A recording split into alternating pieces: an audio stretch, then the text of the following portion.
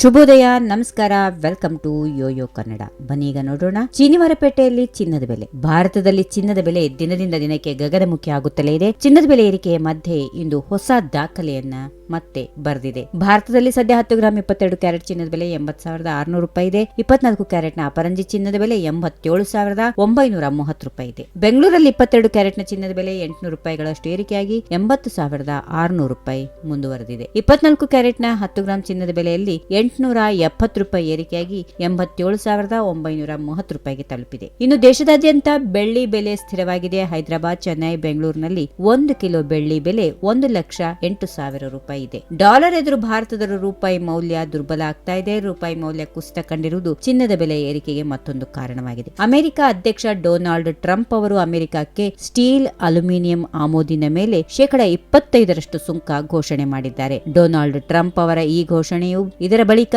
ಚಿನ್ನದ ಬೆಲೆಯಲ್ಲಿ ಏರಿಕೆ ಕಂಡು ಬಂದಿದೆ. ಇನ್ನು ಆರ್ಥಿಕ ಸಂಕಷ್ಟ, ಹಣಕಾಸಿನ ಬಿಕ್ಕಟ್ಟು ಇಂತಹ ಸಂದರ್ಭಗಳಲ್ಲಿ ಚಿನ್ನದ ಮೇಲೆ ಹೂಡಿಕೆ ಅತ್ಯಂತ ಸುರಕ್ಷಿತ ಎಂದು ಭಾವಿಸಲಾಗುತ್ತದೆ. ಅಮೆರಿಕದ ಸುಂಕದ ನೀತಿಯಿಂದ ಈಗ ಎಲ್ಲರ ಗಮನ ಚಿನ್ನದತ್ತ ನೆಟ್ಟಿದೆ. ಇದರ ಪರಿಣಾಮವಾಗಿ ಜಾಗತಿಕವಾಗಿ ಕೂಡ ಚಿನ್ನದ ಬೆಲೆಯಲ್ಲಿ ಏರುಮುಖ ಕಂಡಿದೆ. ಈ ವಿಡಿಯೋ ನಿಮಗೆ ಇಷ್ಟವಾದಲ್ಲಿ ಲೈಕ್ ಮಾಡಿ, ಶೇರ್ ಮಾಡಿ, ಸಬ್ಸ್ಕ್ರೈಬ್ ಮಾಡಿ.